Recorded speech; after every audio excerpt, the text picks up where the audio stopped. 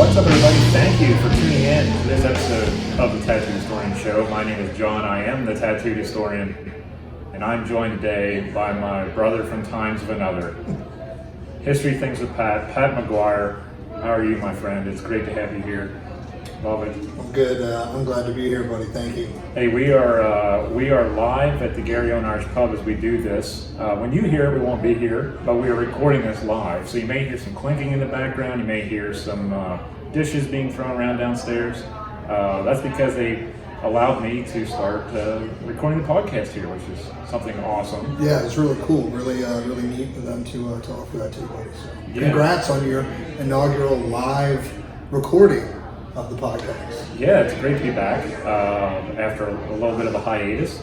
It's good to be back in the chair in front of the microphone doing what I love to do, which is podcasting and stuff like that. So it's great to be back here. And again, I want to thank the Gary Owen Irish Pub here in Gettysburg for supporting me and my endeavors and trying to get more history out to the masses. And this is a cool way for us to record something a little differently, I guess you could say, than the old traditional, like, it sounds like you're just in a locked room. You're sitting in your office, you have one light on, you're probably sweaty because you're aggravated, you've taken 50 takes. Right. This is very casual, so it feels good. Right. You and I both have that in common where we love the authentic experience. Yes. And when you can sit down and have a beer and I can sit down and have my coffee, we can have an authentic experience of us sitting in a pub just talking about history. Yeah, it's literally, this is how we do it every day. Cameras or no cameras, mics or no mics. Yeah, absolutely. So I hope that you all get a lot out of this first episode back because we're going to be talking about the history field and the leveling of the playing field and what we see as the future of the field. And I know that I've been on the front lines of that, and Pat, you've been on the front lines of that. So I don't think there aren't too many people who could sit down like this and talk about that right now. There are a few out there, but I wanted to get you on here to talk about the future of the field or the leveling of the playing field in the history field. And take it from there for this first episode back after my hiatus. All right, buddy. Yeah, well, thanks for having me on. As you just stated, right, like you and I have been doing this for a while. Again, my name is Pat McGuire. I am the host of History Things with Pat, which is a multi-platform, outside-the-box history experience, Facebook, YouTube, and Instagram, where we're just telling the stories you don't know, some of the stories you do know, and we're sort of giving them just a new voice, a new life, and well, you and I kind of got started, I guess, sometime around the same time, a few years back in 2014, and really started to experience how social media can play a huge role in leveling the playing field, because of course we are in the digital revolution as far as how the history field goes about doing its work. We are a community of Rolodexes and paper inventories, and we're becoming a community of live streams and Facebook pages and things like that, which is really cool. And social media has helped to bring a lot of this historical education to people that who otherwise might not have been exposed to it. So yeah, it's one of those things that it has made accessibility, a thing. Because in the past it might be where you want to research something a little further, but you live in a small town, or you live somewhere with a library that's not really, well stocked, or you just, right, I'll be frank, you research, I research. Researching is hard when you know what you're doing. Oh yeah. Like, imagine not knowing what you're doing. So the internet embracing, or rather our community embracing the internet and social media has helped to bring a lot of information to the front, and it's leveled the playing field for guys like you and me who come at this from the flank, to use a history term, versus no frontal assaults here. Right. So yeah, I just think it makes it more of a fair game for everybody to tell their stories.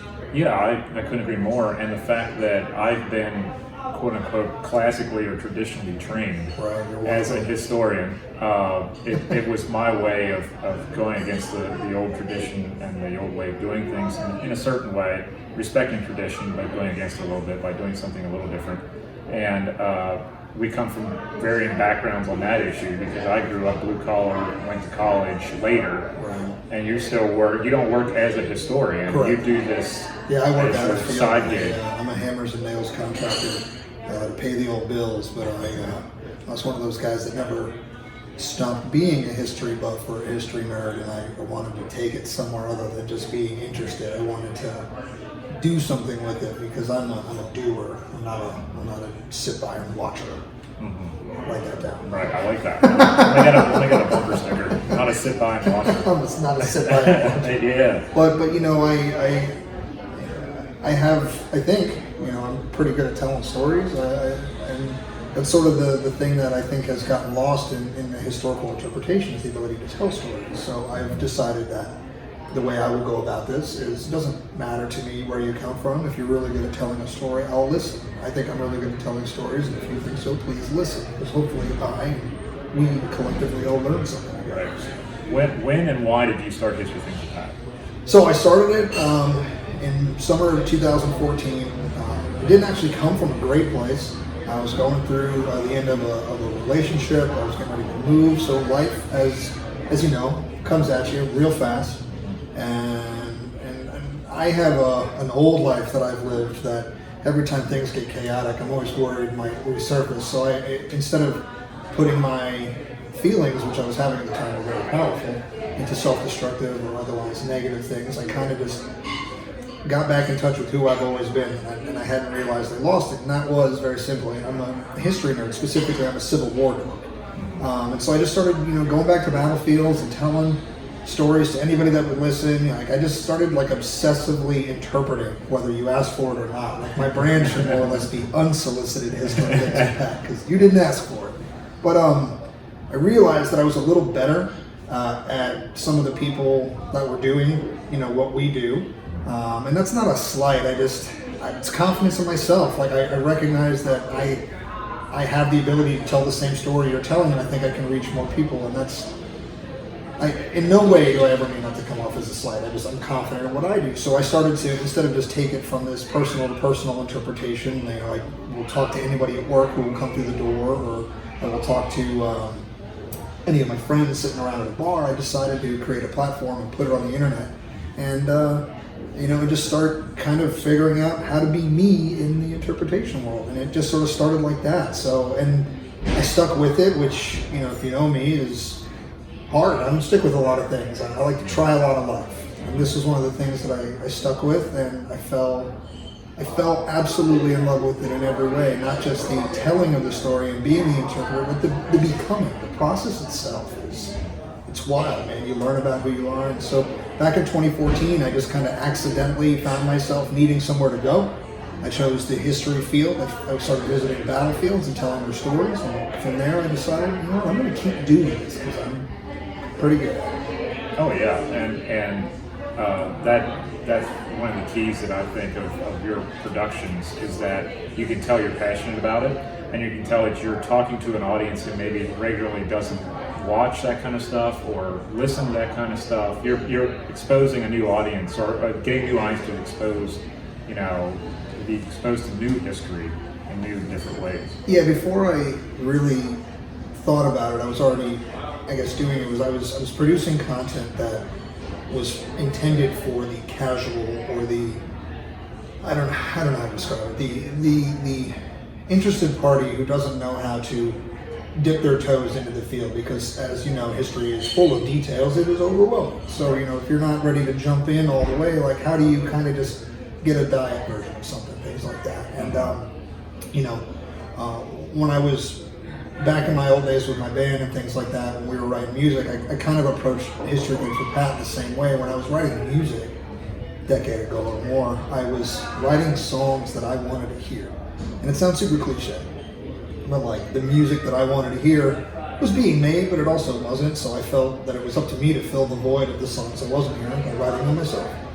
So we get to the history field, and I sort of approached interpretation the same way.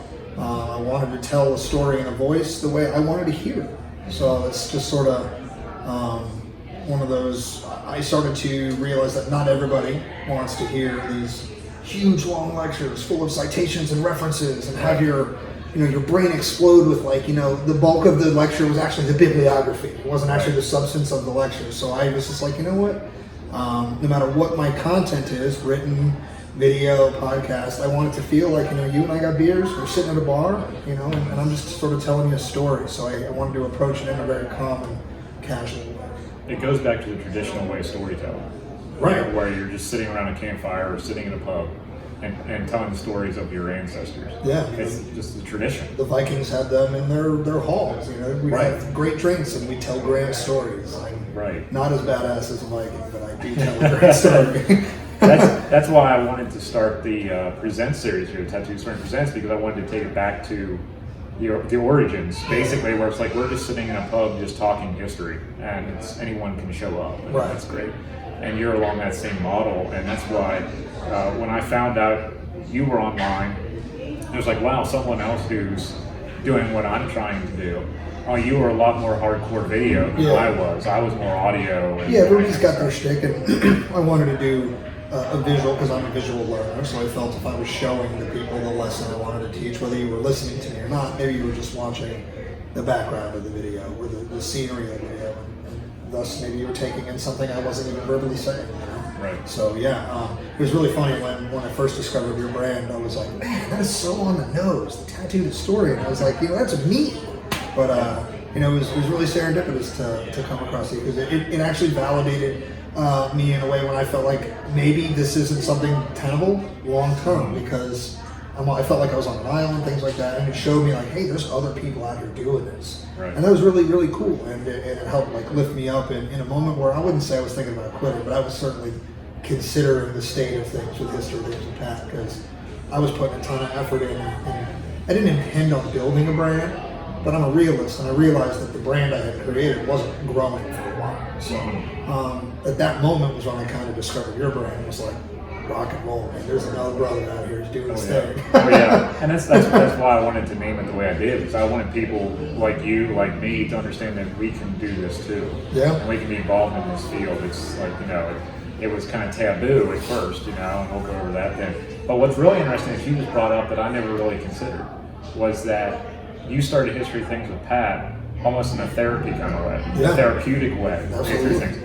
And with my hiatus recently because of an ongoing divorce, just getting personal here for a minute, this has been the one thing that's really kept me going. Yeah. Is the fact that I can lose myself in history and just be like, okay, I need to concentrate on the next project, the next podcast, the next interpretive thing I have to do. So I feel that. I this is my soul, saying. so I connect with that on that level. It's pretty deep. Oh yeah, and I would be lost without it, you know, and it's kind of scary when you hinge all your bets on that, but you know, it's the one thing that's never let me down is the history field. And that's one of the things we'll get into, right? It's like the approach, like you're coming at it from a soul perspective. And a lot of our contemporaries don't.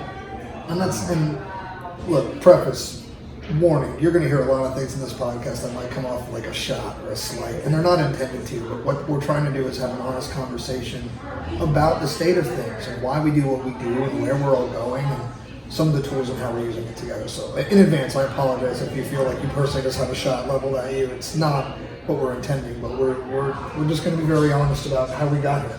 Right, and we're going to be self-aware about who we are. Right. What works for us may not work for you. If you work in the history field, that might not work for you. It's what works for Pat may not work for me. Right, yeah. This is in no means a general painting of this is how you do the next step of interpreting history. It's just this is something that we do, and we want to talk about it because I think people get it in their mind like you think, right? Like you were saying, like there's only one way to do it, and that's not true. We're here to sort of tell you about that. Exactly. I don't ever want anyone to think there's only one way to do history or one way to interpret it. As far as like if we go out in the field and we do something together, Pat's going to say something that I never would have thought of saying, or he's going to phrase it a certain way that I never would have thought about phrasing it, and vice versa. Right. And that's why when you collaborate, that makes things just so much more legit. Because I know when we did WTF Notes in the Civil War with Avery Lentz over on Battles and Banter Ball. What's up, Avery? Yeah, what's up, buddy?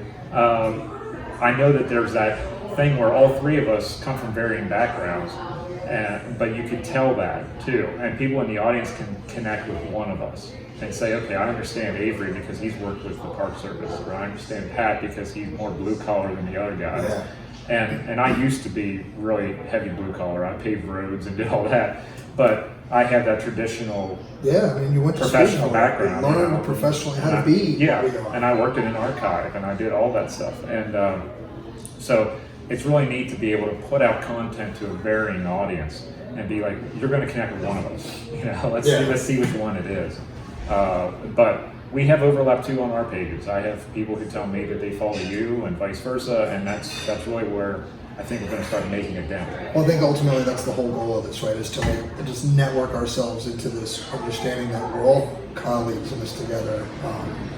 It doesn't matter if you're a doctorate or you're me who does roofs and then just happens to be so hardcore with a nerd that I can make it a brand. It doesn't matter. Or if you're just a passive, you take a picture, you post it on your own personal Facebook, and you're suddenly the interpreter for your whole family, viewing. It doesn't really matter. We're all the same in this. So. Yeah, people ask me all the time. They're like, "Are people still interested in history?" And I'm like, "Well, Ancestry.com really took off. Yeah. People want to know where they come from, or these DNA tests to find out their background. People want to know history. It's just that look at some of the TV shows that are popular right now. They're all historical dramas: Peaky Blinders, Downton Abbey. Yeah. We had Civil War. We had Mercy Street and Rev War. We had Turn. Yeah, like history is super popular. It's just we've embraced this narrative that history is boring, and we've embraced it on the educational side. So we're making great TV shows, and that's where people are getting their history facts from, because that's where their entertaining history lessons are coming from. They're not getting it from the actual places they should be. So, boom, John and I exist. Yes, that's why we're here. But the main reason why we're here, and we're going to go into that, is that not only the internet, but social media has just leveled the field. And I know we both want to talk about that in detail, because we wouldn't be here without social media. So yeah, entirely. So social media is leveling the playing field as far as historical education, because simply it's produced an intense amount of availability and accessibility. There are so many platforms to get content and material and information on. And whether you're looking for a simple reference or a citation, or you're looking for a whole friggin' lesson, like there's something out there for you, and it's usually just as simple as logging online, meaning opening your phone. Because let's be real, folks, it's 2019, nobody actually logs on anymore, but you get what I mean by that. And then the content itself is a big part of how the playing field gets leveled, because people are producing videos themselves, or they're writing their own narratives or other things like that. They're posting pictures, or they're doing sometimes more outside the box things like 3D or live streams. And this content is not something that 10, 20 years ago was available. So now we're able to, like, for instance, we'll reference it again, when we did the WTF moments here, first and second editions, we live streamed those. Right. And what do you think? In person here, we had maybe 30 people. But online, we had like 2,000 people that watched in the first 48 hours. Right. So we had over 2,000 people that saw our product, but only because social media allowed us to broadcast it out. And then the people themselves, which is a big part of John and my story, is how we're leveling the playing field. My background is, as we've stated, is I'm not from historical academia. I possess no college degrees that says you should listen to me. But that's sort of part of our story, is that that's just a piece of paper that says you know what you know. And I get it, because right now the current status quo in most of the historical field is, in order to work in it professionally, you have to go to school. You got to get a degree. It's a hill to climb. And my hope is that with my legacy, that when this is over, we're all dust in this hobby and history, that maybe it's a smaller hill because of guys like you and me, or maybe not even a hill at all. But the people themselves are as varied, because there are the familiar faces that there's your Gary Edelmans from the Battlefield Trust, formerly Civil War Trust, and then there's lesser knowns like me, you once upon a time, stuff like that. Once upon a time. Yeah, sure. Some people pay attention, and we thank you for that. Yeah, I'm not on Gary Edelman's level. No. As far as followers or all that. That's okay, bro, because we're just playing chess. Yeah, exactly. That's the thing, isn't it? It's patience, isn't it? Absolutely, patience is a big thing. But what that does, though, is and I'll use Gary Edelman as a barometer for this, or as a reference, because he's great, right? He is one of the first people that really pioneered the social media historical interpretation, because he started out his Gary Edelman Civil War page and he had a few hundred likes and then a few thousand likes, and it kind of just existed that way for a while. But then people, in general, really started embracing the internet for the information that it could be, or the accessibility rather, that they could get to information. And Gary's page blew up, and it taught a lot of us that it was okay to just do your thing, because Gary was doing his thing separate from the Battlefield Trust. It was almost like a side gig. We love rock and roll, right? This is a great reference for this, because I know you're about to love the shit out of this. So we both like Pantera. Absolutely. Huge Pantera guys. Yeah. R.I.P. Dime, you're the man. Best guitar player that ever lived. Yeah. But I know that you and I are both fans of the band Down. Absolutely. Which singer of Pantera, Phil Anselmo, is the singer. Yes. And we agree that No Love is easily the top 5 greatest rock albums ever made. Oh, absolutely. So with that, Gary Edelman's Civil War page is kind of like the Down of the historical community, because he's got all these videos that come out with the War Department and the Battlefield Trust, but then he does his own same exact version of that over on his own page, which on that page Gary is not limited or filtered to anything that the Battlefield Trust might want to consider limiting or filtering, and he can be uncensored Gary. And that's not to say that Gary's going to come at you flying with F-bombs. Right. Pretty wholesome guy. Yeah. But but what it did was it showed guys like us, like, you can create your own thing and just do it. Right. No excuses. And so that's sort of how we ended up realizing that social media can be this devastating tool to the community, because I think it's okay to say it out loud. I think we're standing at a shift in the moment of how we teach our history, because as you can see every day in the news with Confederate monuments, or real local to where I grew up in Maryland, there was a First World War cross that they thought about removing, and things like that. So you can see that our legacies are up for grabs, and a lot of the reason that monuments are coming down or people are worried about it is because they don't really understand the context anymore in 2019. So with the state of things, you're realizing right now that we have a disconnect. There is a whole generation of people that are truly not interested, and it's not their fault, but it's because the system, if you can't see me on the podcast, but you're watching on the History Things with Pat video, I'm air quoting, the system, the system has made it so that the keepers of the legacy are boringly possessive. You remember your times in college where your lectures just going on and on. Right. The Battle of Gettysburg, 1860, and like that stuff sucks. Dates man. and facts and figures. We're dates and figures. When we hang out, what do we talk about all the time? History was alive. It was full of life, and our job is to bring it back to life. So social media has given guys like you and me who speak with character and liveliness and passion the ability to, connect people who are looking for that back to it. Right. Well, we're both performers. Yeah. You were in a band. Bands forever. I was in a band for 2 years, and that was it, just because I wanted something to do.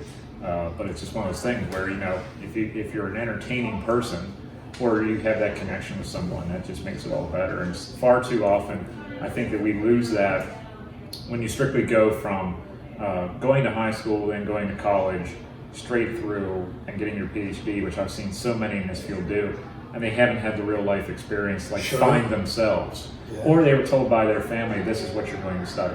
And it's like, no, that never works. For better or worse, my entire life is my fault. All the good, bad, and the ugly. I chose to chart my own course. And that's the way to look at it, though.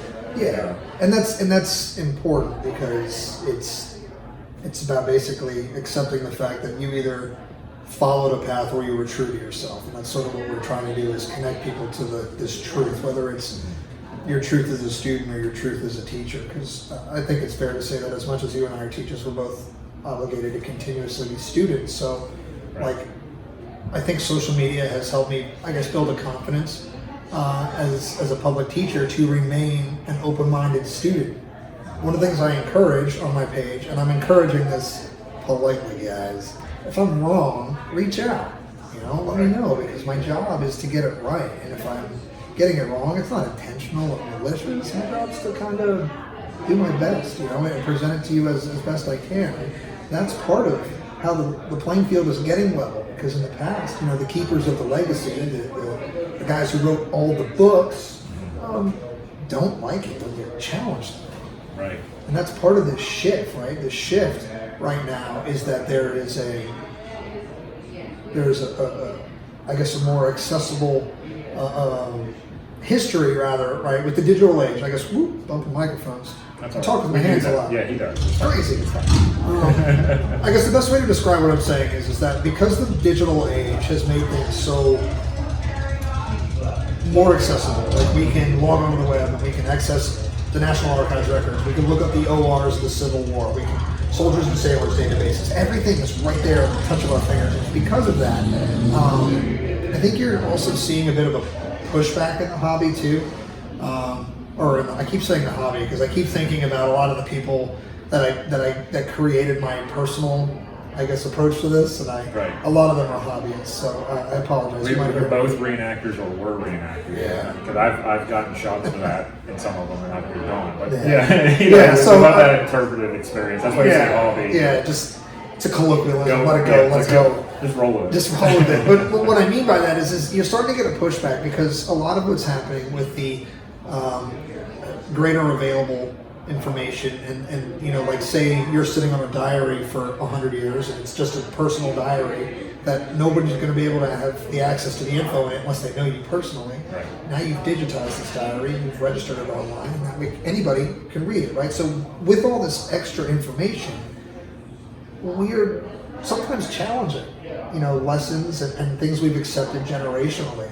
And this is causing a great pushback against the social media leveling the playing field because we live in the fake news era of time and space. And that's, what it is. We do live in an era where BS is sometimes just as commonplace as fact. And so that's sort of the problem with us as historical interpreters is while we have all this great information that we can more casually bring to you and more readily available to you, all this bad information that's been hanging out there is available in the same ways. Right. And it gets spread in the same ways. So a lot of people see the use of social media, especially as far as we go as interpreters, as a negative because they think we're just peddling BS. Right. Anytime a post is made challenging the notion that, say, General Sherman didn't rape and pillage his entire way across the state of Georgia, like people freak out. That's because they've held on to this idea, this legend, for generations. And getting outside your comfort zone is hard for people. And like real side of it, like I was just hanging out with Pete Carmichael lately, and he kind of touched on this when we were talking because he was saying that like people really like the bedtime story aspect of history, right? They love the sensational. Grandpa, tell me your war story, or like, just telling of some grand thing, the bedtime story aspect of it. And that has led us to believe a whole bunch of crap about history. And it's also led us to stop really thinking logically and diving deep into the practical stories and things that are going on. So a lot of people think it's negative to use social media as a voice to teach our histories because they think it somehow makes it dirty and like less, I don't know, truthful because it came out on Facebook instead of out of a textbook. Right. They don't take it seriously, so therefore need to monitor it seriously. Right. And then they look at guys like you and me. Right. And guys like you and me are covered in tattoos, like sleeve down, all this stuff. We're not sitting here wearing three-piece suits or sweater vests. Like you got a solid Gary Owen t-shirt on right now. Rocking that for them. I'm wearing a shirt that's from Target. It doesn't look heavy metal, but I look heavy metal in it if you could see what we were doing. The new face of the history field. Yeah, right. Target clearance we're and like tattoos. Badass hipsters. Because we didn't become historians in whatever strata you're on to become rich. There was nothing in it because Don't get into not this going if to you want to happen. get rich, guys. If you want to pay your bills, that's fine, but you're not going to have a Bentley or whatever else. It's just not going to happen. Rarely does that happen, I should say. But great name dropping my friend Peter Carmichael on that one, and he's a fan of yours. Yeah, it was really cool. He had expressed to me that he was paying attention to a lot of the work we're doing in our, as he kind of put it, our like young super group of people when, like you and me and Steve Fan, Rich Condon, Matt Borders, my buddy Aaron, which I want to give a shout out to Aaron because recently you and I did a big project together, a big collaboration with a bunch of the guys that I just named. And I brought in my buddy Aaron Bird. And Aaron is not a historian in the sense that we are. And he's somebody that I know personally. I know him through work, and I think he does a really good job cataloging a lot of local African American history to our area. So when we were putting together that project, he jumped out immediately as like, what a perfect guy to bring in, because he's not from our usual crew. He's a new and fresh face, and that's kind of what we're all about. And he, without even knowing it, was already kind of documenting the things we wanted to talk about in the video we did, which was kind of a play on the Project 1619, where we tied the first Africans coming ashore in 1619 to the Maryland state abolition of the institution of slavery on November 1st, 1864. Kind of like bookends and milestones in a sense. But Aaron, who has never done a video production like that, or has never done anything historically inclined, or he's literally never made a piece of content other than really awesome music beats, and you need to check him out at Rhythmatic on Twitter and on Instagram. But he got a simple set of directions from me. This is the script we're reading, and this is kind of what we're doing. And he was like, cool. And he showed up and he nailed everything. And I'll be honest, out of all of us pros, he was the most produced and rehearsed and ready to go. So yeah, because Pat gave me a script. He gave everybody a script. Oh, I exposed your weakness. He did expose my weakness because I am terrible with scripts. I love to just riff and go at it. Pat has, for those of you who will be watching the video up online, there's a tablet out in front of us with notes on it, and I can't even look at it because I start to get flustered. As far as, did I go over this with you? Did we do that this? Note he wrote? Right, yeah. So I'm a guy who does it live. I just do it whenever and we'll do it. So it was intimidating me around guys who can read off of a script and remember this stuff, because I just remember snippets of history, and then I just riff and I go. So we learned a lot about you in that. So when you watch that video, everybody but John is reading the script. Yeah. Everybody but John verbatim nails their script. And John just freewheeled it, nailed it, but freewheeled the whole in my own way. I changed some wording, but you can go on History Things with Pat and see the video. Yeah, that one's up on YouTube for sure. So yeah, it's on YouTube. Yeah, visit that one on YouTube. But that was great. Again, it goes back to the authentic experience. I'm the guy who's never on a script. You can give me some bullet points and I'll cover it. Just give me bullet points of like 2 words. I'll figure it out and word it my own way and do it. You have guys there who can do it just verbatim, right down. And I'm just like, I can't compete with that, but maybe they can't riff, but I can. So it's a different way of interpreting history, even in that little experiment that you did. But that group is actually a really good group of people to illustrate how social media has leveled our playing field. Because in that group, we have a bunch of National Park Service rangers, one of whom is going to go through the stratosphere of the upper levels of the National Park Service. Absolutely. And we have a bunch of people who are successful authors. There was a lot of degrees in that group.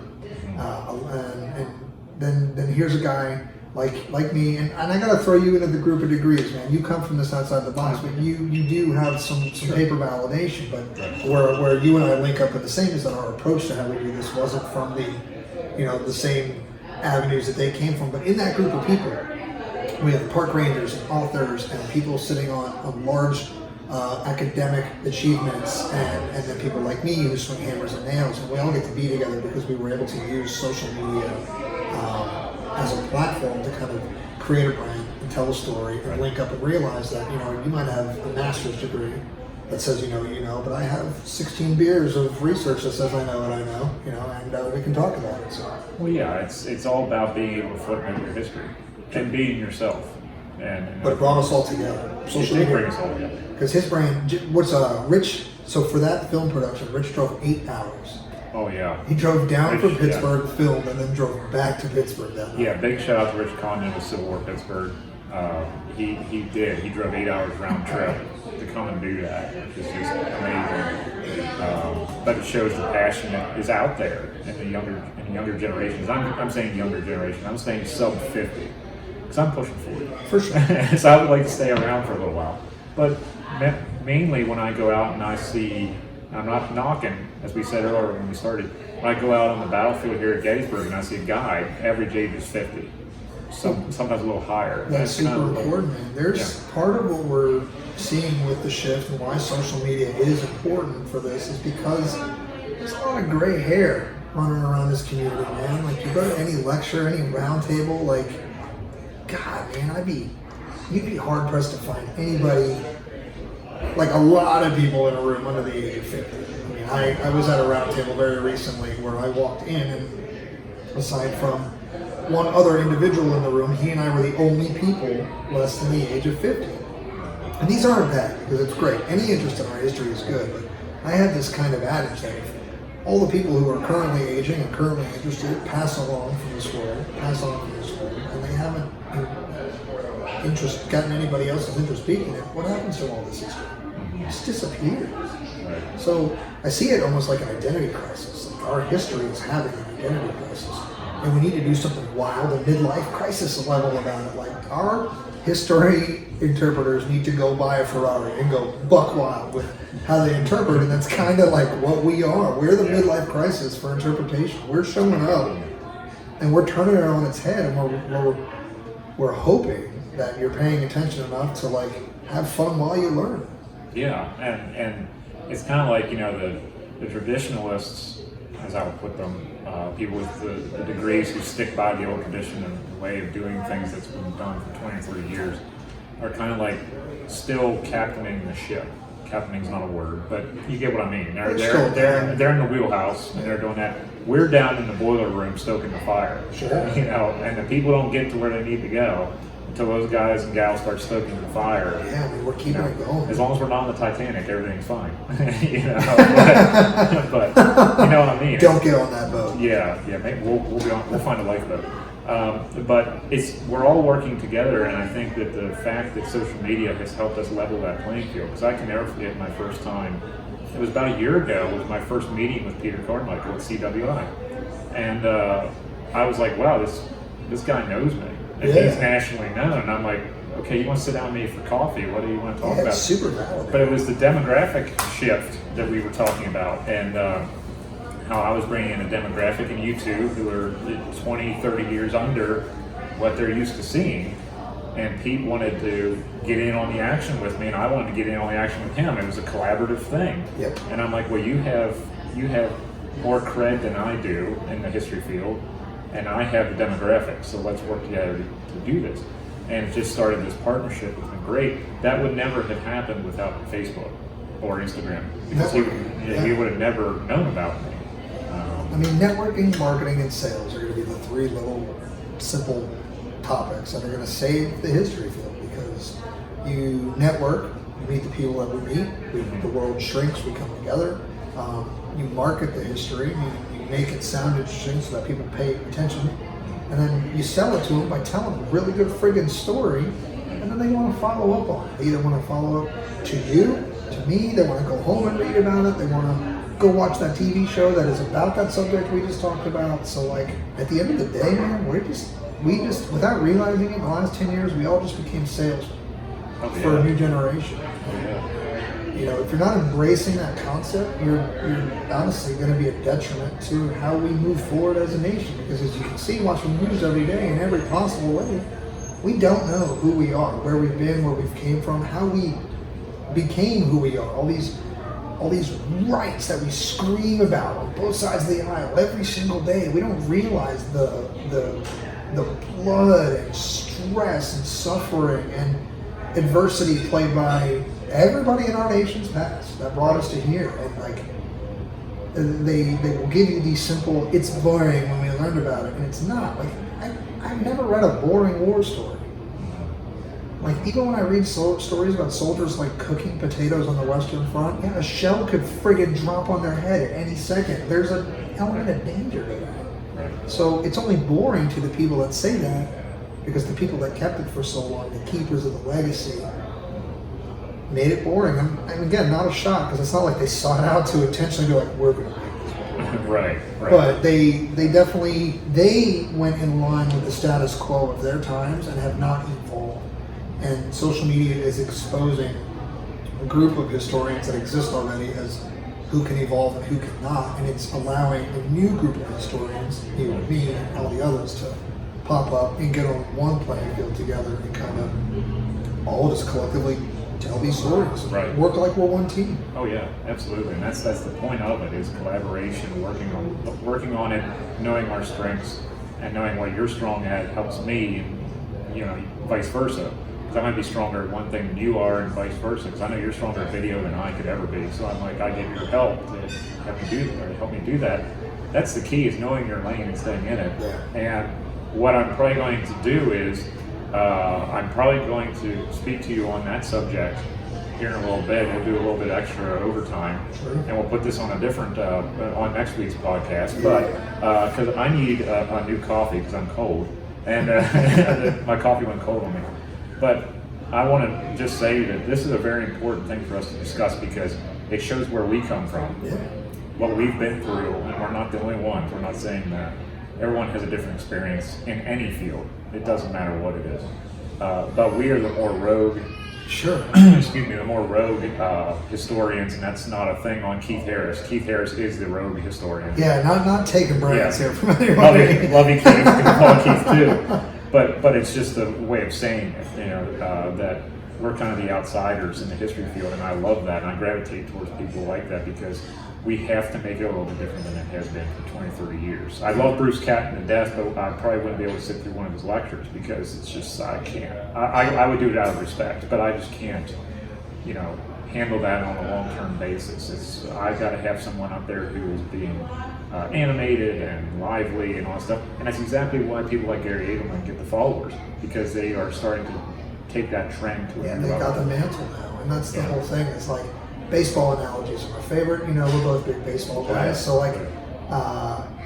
Babe Ruth was a great pitcher. People forget that he was a great pitcher, aside from being the Sultan of Swat. He was a really good pitcher. Or let's better reference actually would be like Walter Johnson, right? The big train throwing these diesel fastballs at people. This guy dominated in an era where the game was a certain way, and then the game evolved and hitters evolved. And I honestly, I doubt any of these dead ball era pitchers or these older era pitchers could stand on a mound and throw to a guy like Christian Yelich or Aaron Judge right now, or even Barry Bonds a few years ago. These guys would get shellacked because the game evolved, right? We're not trotting out Honus Wagner onto the field today. We've got newer shortstops, and that's sort of what we're trying to get at. Is like, I think you and I both publicly and privately believe that we're at the mantle handoff time. It's time for these old standards. The guys like you and I have learned a lot, and we owe everything to the old keepers of the legacies, because there's the ones that educated us and inspired us. But it's time to let us, take it and build the new generation, because we're somewhere along the way we lost touch with how to keep handing it off, and how people don't care, and our community's getting a lot smaller. So social media is really helped to grow, to rekindle this fire. Right. And we'll go over that in the next episode, because I do want to do an overtime with you and talk about, go deeper into the social media aspect of how we use it, what we use it for, who we hit demographically. Because if you're all out there and you're a student of history in any regard, and you want to use social media, you should understand what has worked for us and what hasn't worked for us. Yeah, we'll get real with you. Yeah, because I really want to do, I've come up on the time where I like to keep the podcast, but I really want to keep talking about this and talk about it in more detail as far as the social media aspect. How can we utilize it to the benefit of the field, not just to our own benefit, but to the benefit of the field. And we can go over that in the next episode, because we still have time, and he needs another beer, and I need to refill my coffee. But Pat, thank you for being on this episode, and we are going to go into the next one here, man.